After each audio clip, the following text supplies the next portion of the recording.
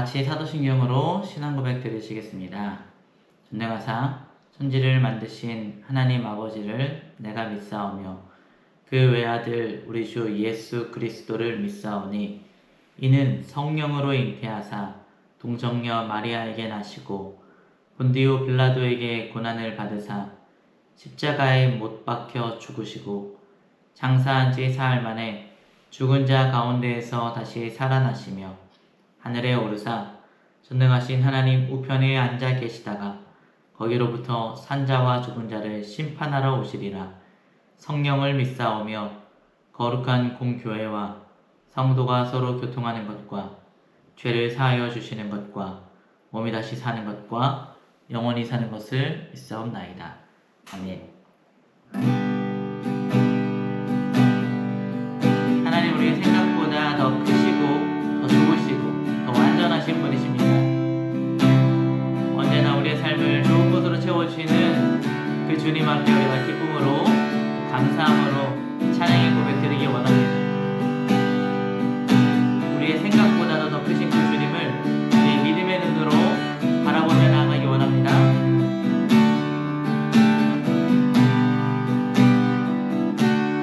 내 속에 슬픔이 나를 사로잡고 한치 앞도 보이지 않을 때 내 감정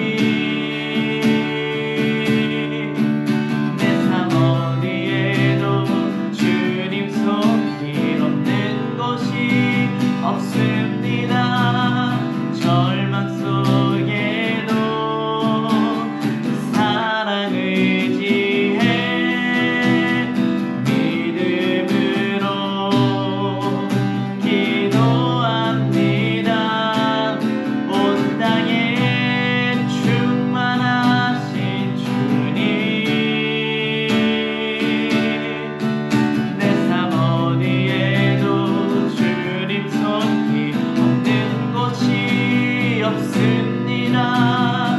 내 생각을 넘어 모든 환경을 넘어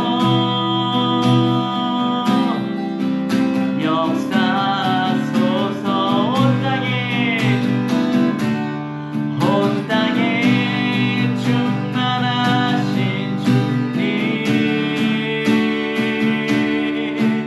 내 삶 어디에도 주님 손길 없는 곳이 없습니다. 절망 속에도 사랑 의지에 믿음으로 기도합니다. 온 땅에 충만하신 주님, 내 삶 어디에도 주님 손길 없는 곳이 없습니다. 내 생각을 넘어 모든 환경을 넘어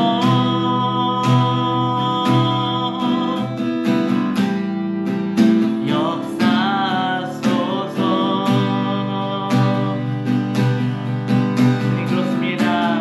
주님이 우리의 삶을 온전히 인도하십니다. 우리의 삶 어느 곳에도 주님만이 우리의 삶을 만지고 계십니다. 아버지 하나님, 우리가 어떤 어려움과 문제가 있더라도 아버지 하나님을 기대하며 주님을 만나기를 소망하며 삶 가운데 낙심하지 아니하고 주님을 바라볼 수 있는 희망의 영혼을 가질 수 있는 소망의 영혼을 가질 수 있는 자들 되게 하여 주옵소서. 감사드리며 살아계신 예수 그리스도의 이름으로 기도드렸습니다. 아멘.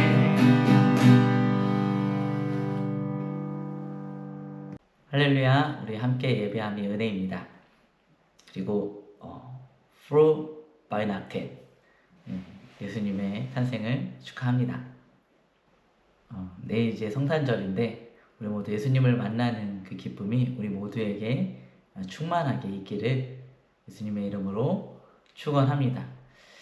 이번 주가 이제 크리스마스고 내일이 크리스마스니까 특별히 다른 본문을 선택해야 하나 이런 생각도 했는데 이미 주일 또 철야 월요일에 또 미션에서까지 성탄에 대한 메시지들을 다들 들으셔서 그냥 저는 요한복음의 말씀을 계속 이어서 하는 것이 더 좋겠다. 그리고 요한복음 말씀 가운데에도 예수님에 관한 메시지들이기 때문에 우리가 또 생각해 보면 좋겠다 해서 그냥 본문을 계속 이어 나아가도록 하겠습니다. 우리가 지난주에는 이런 내용들을 이야기했었죠. 사마리아 여인의 진짜 문제가 무엇이었을까? 그녀의 삶에는 예수님이 없었다는 것이 가장 큰 문제였습니다. 진정한 구원이신 예수 그리스도를 만나고 이 여인의 삶이 완전히 변화되었습니다. 감추고 숨어서 지냈었던 그녀의 삶이 이제는 그것을 드러냄으로써 예수 그리스도를 전할 수 있는 전도자의 삶으로 바뀌어지게 되었습니다. 제자들은 이 여인이 어떻게 해서 이렇게 변화되었는지 이해하지 못했습니다. 그렇지만 예수님은 음식보다도 더 중요한 것이 있음을 제자들에게 알려주시죠. 그저 눈에 보이고 우리의 몸이 원하는 것이 전부가 아니라 아버지 하나님께서 원하시는 것들을 이루어내는 것이 진짜 우리의 인생의 목적이다 라는 것들을 우리에게 알려주십니다. 또한 그 뜻을 따르는 것이 적절한 시기가 있는 것이 아니라 바로 지금 해야 하는 일이라는 사실을 제자들에게 말씀해 주셨습니다. 오늘은 예수님께서 사마리아를 이제 통과하셔서 원래의 목적지였었던 갈릴리 지방에 도착해서 일어나는 일들을 이야기하고 있습니다. 오늘은 요한복음 4장 43절에서 54절까지의 말씀으로 예수를 진정으로 영접하는가? 라는 제목으로 같이 말씀을 나누어 보려고 합니다. 43절 말씀입니다. 이틀이 지남에 예수께서 거기를 떠나 갈릴리로 가시며, 우리가 몇 주 지나서 잊어버리셨을 수도 있는데요. 예수님께서 이제 종교 지도자들이 예루살렘에서 막 침례를 베푸시니까 종교 지도자들이 이제 예수님의 사역과 침례 요한의 사역을 비교하면서 둘 사이에 불필요한 이런 갈등이 생기기 시작했거든요. 그래서 예수님께서 그런 유치한 비교에 반응하지 않으시고 갈등을 피하기 위해서 예수님이 갈릴리 지역으로 이동을 하셨습니다. 그 와중에 사마리아 지역을 통과하셨던 것이죠. 갈릴리로 향하는 이 예수님의 마음이 어땠을까 한번 생각해 봤으면 좋겠습니다. 예수님에게 갈릴리는 고향 도시예요. 그래서 고향으로 돌아가는 그 마음 어땠을까? 우리가 보통 고향으로 간다고 했을 때는 마음이 따뜻해지기도 하고 또 설레기도 하고 기대감이 있기도 하고 그렇게 고향에 갈 때가 많이 있잖아요. 그런데 예수님은 조금 다른 마음을 갖고 고향으로 가셨던 것 같아요. 44절 말씀을 보면요. 친히 증언하시기를 선지자가 고향에서는 높임을 받지 못한다 하시고, 예수님이 고향에 가시는 것이요 즐겁지만은 않으셨던 것 같아요. 고향에 가면 친구도 만나고 뭐 좋은 것도 있고 그랬을 것 같은데 편치 않으셨던 것 같습니다. 예수님은 이제 내가 선지자고 내가 구원이다 라고 말씀하시는 분이셨잖아요. 그런데 고향에 가면 예수님을 잘 아는 사람들이 많이 있단 말이에요. 예수님을 잘 안다고 생각하는 사람들이, 어릴 적 친구들, 또 많은 친척들이 있었을 거예요. 불편하지 않았을까요?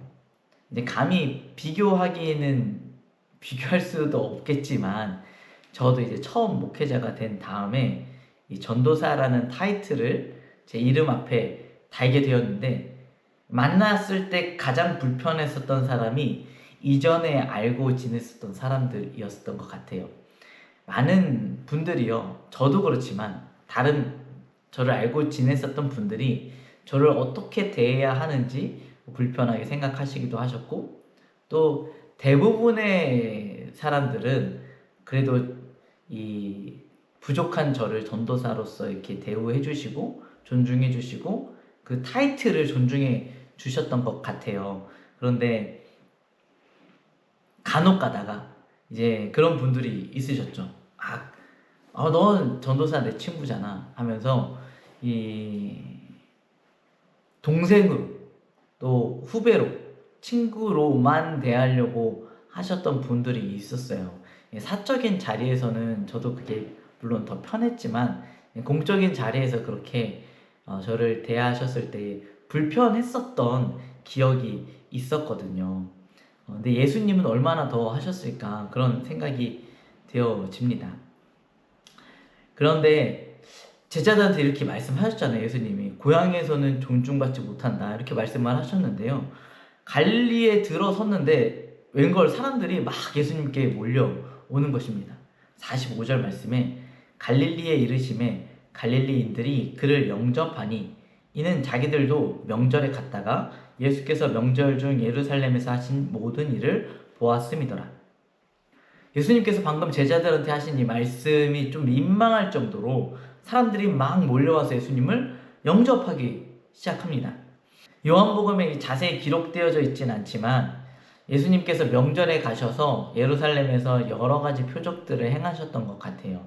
그래서 그것을 많은 지방에서 온 사람들이 보았고 그 가운데에는 갈릴리 사람들도 있었던 것이죠. 그러니까 이제 예수님께서 행하셨던 그 기적들을 보고 그 기적을 행했던 사람이 우리 지역으로 다시 온다고 이런 생각을 한 것입니다. 요한복음 2장 23절에 6월절에 예수께서 예루살렘에 계시니 많은 사람이 그의 행하시는 표적을 보고 그의 이름을 믿었으나 라고 기록이 되어져 있었죠. 이게 무슨 의미냐면 예수님은 분명 고향에서 존중받지 못한다, 선지자가 존중받지 못한다고 했는데 사람들이 막 영접하잖아요. 예수님이 그러면 괜히 지레짐작하시고 착각하신 것일까요? 말씀을 있는 그대로 좀 정리를 해보면 좋을 것 같아요. 갈릴리 사람들은요, 예수님이 행하신 그 표적을 보고 예수님을 영접했지만, 다른 말로 이야기하면 예수님을 환영했지만 예수님을 존경하지는 않았어요. 예수님을 존중하지는 않았습니다. 예수님이 자기들이 따르고 섬겨야 할 왕으로서 생각하지는 않았다는 것입니다. 예수님을 높이지 않았다는 것은 예수님의 권위를 인정하지 않고 예수님이 진정으로 어떠한 분이신지 그 가치를 깨닫지 못했다는 것입니다. 예수님이 어둠 가운데 오신 빛이라는 분을 그들의 모든 죄악에서 모든 사망에서 건져주실 구원자이심을 깨닫지 못하고 인정하지도 않았다라는 말입니다.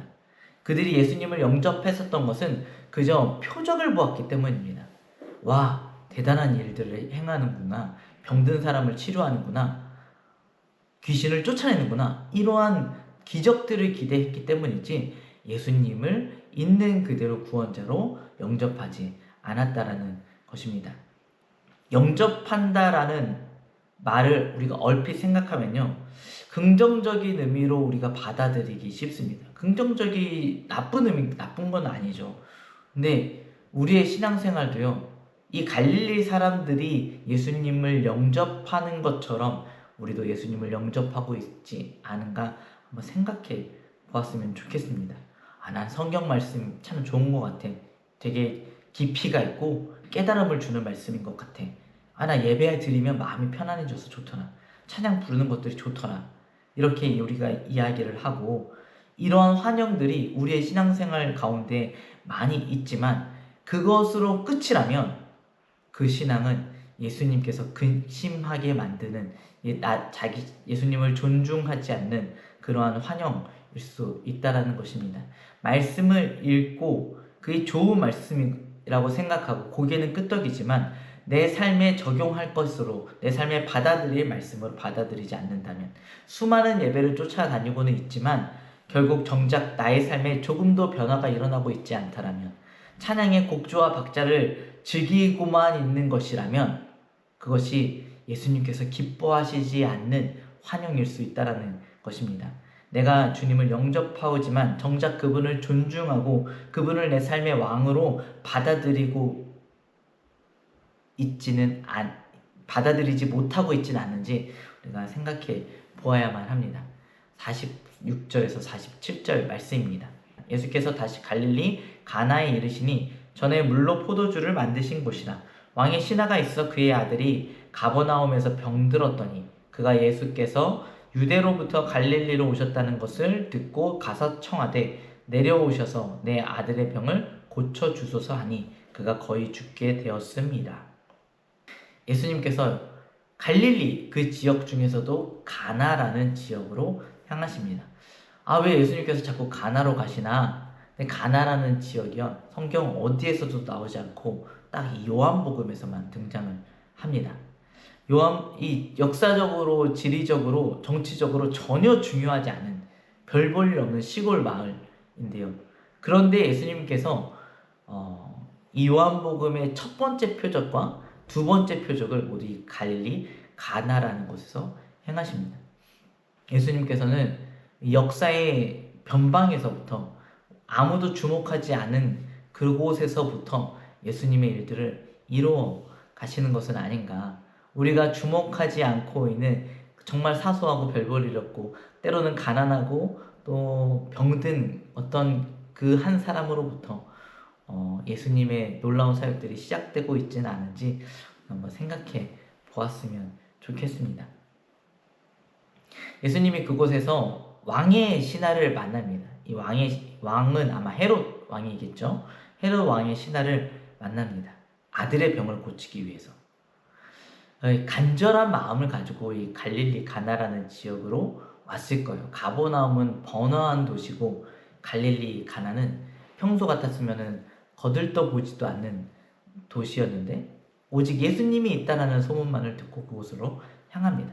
위독한 아들을 고치기 위해서, 정말 어쩌면 마지막 희망을 가지고 예수님을 찾아왔을 텐데요. 예수님의 말씀은 좀 냉정합니다. 48절 말씀입니다. 예수께서 이르시되 너희는 표적과 기사를 보지 못하면 도무지 믿지 아니하니라. 너희가 표적을 보지 않으면 믿지를 않는구나. 기도할 때 우리가 이러한 말씀을 들으면 어떨까요? 하나님, 지금 내 마음이 간절하거든요. 내 병이 고쳐야 되고 문제가 해결돼야 되고 정말 마음이 너무너무 답답한데 너네가 뭔가 이루어지는 것이 없으면 도무지 믿지는 않는구나 라고 이런 예수님의 말씀이 들려온다라고 한다면 굉장히 마음이 낙심이 되어질 것 같습니다. 지금 너무 당장 급한데 예수님 너무 느긋하시고 내 문제에 관심이 없으신 것 같고 그런 생각이 들 수 있죠. 그렇지만 예수님의 말씀이 틀린 게 아니에요. 보기 전에 믿지 않고 보고 난 후에는 이 본 것만을 또 구하는 것이 우리의 솔직한 모습인 것 같아요. 그러한 나의 모습을 좀 솔직하게 인정하는 것도 우리의 신앙이 자라나는 데에 필요한 모습인 것 같습니다. 그런 나의 모습을 인정하고 그럼에도 주님의 도움이 필요합니다 라고 주님께 매달릴 수 있는 그런 간절함이 우리에게 필요한 것 같습니다. 49절에서 50절 말씀입니다. 신하가 이르되 주여 내 아들이 죽기 전에 내려오소서. 예수께서 이르시되 가라 내 아들이 살아있다 하시니 그 사람이 예수께서 하신 말씀을 믿고 가더니 왕의 신하가 그렇게 정직하게 또 간절하게 예수님께 매달렸죠. 주님 내 아들이 지금 죽겠습니다. 좀 고쳐주세요. 말씀을 드렸는데 예수님께서 그럼 왕의 신하잖아요. 그러면 갑시다. 내가 같이 동행해 줘야지. 왕의 신하면 내가 도와주면 또 여러 가지로 내 사역에 도움을 주겠지. 이러셨을까요? 예수님 그러시지 않으셨습니다. 예수님께서는요 신분의 고절을 따지지 않고 그저 말씀만 하셨어요. 가라 내 아들이 살아있다. 왕의 신하도요 사실 되게 겸손한 모습이거든요. 예수님 어디서 예수님이라는 사람 만나봤겠어요. 갈릴리 나사렛 출신의 별 볼 일 없는 목수의 아들을 이 왕의 신하가 못하러 만나겠습니까? 그런데 주여라고 고백하면서 예수님께 도움을 구했더니 예수님께서 한마디 딱 해주십니다. 네 아들이 살아있다. 그래야 예수님의 말씀을 통해서 이 아들이 살아나게 되어지죠. 생각을 해보면요 예수님의 이 두 번째 표적도 첫 번째 표적과 공통점이 있어요. 첫 번째 표적에서도 예수님의 어머니 마리아가 좀 도와줘라 했을 때 나와 무슨 상관이 있습니까? 내 때가 안 됐습니다. 이렇게 좀 냉정하게 말씀하시잖아요. 그렇지만 결국엔 물을 포도주로 고쳐주시죠. 예수님께서는요 우리의 거짓된 믿음을 경계하시고 늘 하나님의 뜻을 우선시 하시지만 어려움에 처해서 궁핍한 가난한 마음을 가지고 예수님께 나오는 사람들을 외면하지 않으십니다. 다만 이번에는 예수님께서 표적을 눈에 보이게 행하시지 않으셨어요. 내가 같이 가줄게 이렇게 하시지도 않고 옷을 딱 벗어 주시더니 옷이 막 빛나게 되어져서 이 옷을 가져가라 그러면 덮어줘라 그러면 나을 거야 이렇게 그런 기적을 해주신 것도 아니고요. 그저 말씀만 하셨습니다. 나았으니까 돌아가. 우리가 책으로만 이 이야기를 너무 생각하지 않았으면 좋겠어요. 내가 이 왕의 신하의 입장이었다면 예수님께서 하시는 그 말씀에 내 마음이 안정을 얻고 믿음을 가지고 돌아갈 수 있었을까? 예수님 그래도 좀 같이 가주세요. 예수님이 한번 손이라도 얹어주셨으면 좋겠어요. 조르지 않았겠습니까? 믿기 어려운 상황이지 않겠습니까? 너무 중요한 일이잖아요. 아들의 목숨이 달려있는 너무너무 중요한 일이잖아요. 그런데 이 왕의 신하는요 예수님의 말씀을 믿고 돌아갑니다. 표적이 아닌 주님의 말씀을 믿었습니다. 51절에서 54절 말씀입니다. 내려가는 길에서 그 종들이 오다가 만나서 아이가 살아있다 하거늘 그 낫기 시작한 때를 물은즉 어제 7시에 열기가 떨어졌나이다 하는지라. 그의 아버지가 예수께서 내 아들이 살아있다 말씀하신 그때인 줄 알고 자기와 온 집안이 다 믿으니라. 이것이 예수께서 유대에서 갈릴리로 오신 후 행하신 두 번째 표적이니라. 왕의 신하가 이제 가버나움으로 돌아갑니다. 가나에서 가버나움까지는 짧은 길이 아닙니다. 그냥 한두 시간 걸어가서 한두 시간 마차 타고 가서 되는 길이 아니고요. 하루길 이상 걸리는 여정인데요. 하루 밤을 길에서 보내고 돌아가는 길에 종을 만납니다. 종들을 만나서 종들도 이제 아들이 병에서 나은 그것을 보고 주인에게 빨리 알려보자 출발을 한 거예요.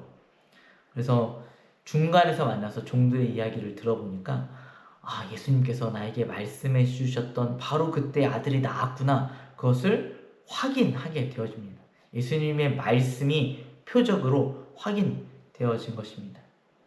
그의 그 믿음, 표적이 아닌 말씀을 믿고 나아갔었던 이 왕의 신하의 그 믿음을 통해서요, 왕의 신하만 믿음이 생긴 것이 아니라 온 집안이 믿고 예수님을 따르게 된 사건이 벌어지게 되어집니다.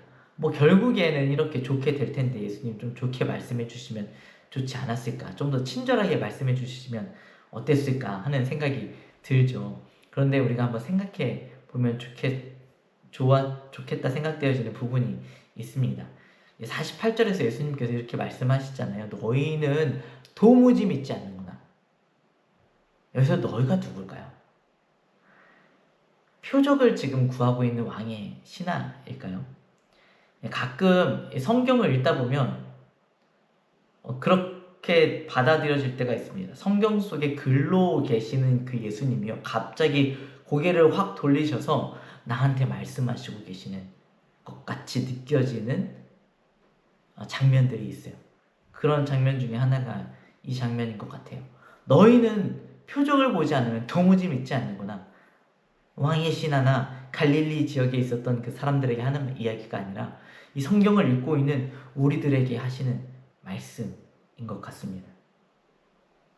표적을 보고 예수님을 영접하는 우리가 아니라 예수님 그 자체를 영접할 수 있는 우리가 되어야 할 것입니다. 우리는요, 예수님을 영접한다라고는 말을 하지만 사실 예수님을 왕으로 모시는 일에는 별로 관심이 없는 것 같습니다. 교만한 마음들이 있었어요. 예수님의 구원까지는 필요 없고요. 그때 나의 필요들이나 좀 채워주셨으면 좋겠다고 생각하지는 않습니까? 때로는 그냥 아무런 간절함 없이 그냥 습관을 따라서 예수님께 기도하고 찬양하고 있진 않습니까? 내일이 크리스마스잖아요. 예수님께서는 아무도 모르는 그때에 아무도 모르는 장소로 아무도 예상하지 못했었던 가장 낮은 모습으로, 가장 겸손한 모습으로 우리에게 찾아와 주셨습니다. 기대하지 않았었던 모습이고요, 기대하지 않았었던 표적입니다. 그렇지만 그 주님께서 우리에게 오셔서 우리도 깨닫지 못했었던 우리의 가장 필요한 구원의 문제를 해결해 주셨습니다. 십자가의 은혜를 우리에게 허락해 주셨습니다. 우리를 구원해 주시고 싶으신 하나님의 그 간절한 소원을 따라서 우리에게 그 은혜를 베풀어 주셨습니다. 그런데 이미 받은 그 은혜에는 우리가 별로 감동도 없고 관심도 없고 그저 표적만을 구하며 주님을 마음 아프게 하고 있지는 않은지 우리가 이 성탄을 맞이하여서 한번 생각해 보았으면 좋겠습니다. 여러분, 표적을 구하는 믿음은요, 자라나지 않습니다. 사람들이 기적을 보고 예수님을 믿을 것 같지만 기적을 보고 주님을 찾는 사람은 끝까지 기적만을 찾습니다. 기적을 보고 주님 앞에 나왔다 할지라도 우리가 더 깊은 믿음으로 나아가야만 합니다. 왕의 신하처럼 기적의 소식을 듣고 주님을 찾아왔지만 말씀을 듣고 돌아갈 수 있는 그러한 모습이 우리에게 있어야만 할 것입니다. 표적은 믿음을 위한 것입니다. 믿음으로 나아가는 사람에게 표적이 더해지면 그 믿음이 성숙하게 되어지고 나아가 또 다른 믿음을 잉태하게 되는 것입니다. 여러분, 주님이 오셨습니다. 우리의 삶에요, 우리의 마음에 주님이 찾아와 주셨습니다. 그리고 물으시죠. 너는 나를 진정으로 영접하고 있니? 주님의 물음에 부끄러움 없이 답할 수 있는 우리 모두가 되기를 주님의 이름으로 축원합니다. 기도하겠습니다. 사랑이 많으신 주님, 감사합니다. 이 기쁜 성탄을 맞이하여서 주님 우리에게 오신 그 놀라운 은혜를 생각해 봅니다. 주님이 이 땅에 오셨을 때에 수많은 사람들은 주님을 영접하지 않았지만 천사의 목소리에 또 별의 움직임에 귀를 기울이고 관심을 갖고 있었던 이들은 주님을 찾아가 진정으로 주님을 영접하며 기뻐했습니다. 했습니다. 주님, 우리도 그저 우리의 눈에 보이는 표적, 나의 필요를 채워주는 것, 내 마음을 기쁘게 하는 것에만 관심 갖지 아니하고 주님을 기뻐하며 주님을 영접할 수 있는 우리 모두가 되게 하여 주시옵소서. 주님, 나에게 찾아와 주셔서 감사합니다. 우리 교회에 찾아와 주셔서 감사합니다. 주님, 사랑합니다. 감사드리며 살아계신 예수 그리스도 이름으로 기도드렸습니다. 아멘. 주기도문 하시겠습니다. 하늘에 계신 우리 아버지여, 이름이 거룩히 여김을 받으시오며 나라가 임하시오며 뜻이 하늘에서 이루어진 것 같이 땅에서도 이루어지리다. 오늘 우리에게 일용할 양식을 주시옵고 우리가 우리에게 죄 지은 자를 사하여 준 것 같이 우리의 죄를 사하여 주시옵고 우리를 시험에 들게 하지 마시옵고 다만 악에서 구하시옵소서. 나라와 권세와 영광이 아버지께 영원히 있사옵나이다. 아멘. 오늘의 기도 제목입니다. 내 삶의 어려움을 위해 정직하고 겸손하고 간절히 기도합시다. 주님의 능력을 좋아할 뿐 그분을 높이지 않은 나의 모습을 회개합시다. 주님의 말씀에 대한 전적인 믿음을 구합시다. 기도하겠습니다.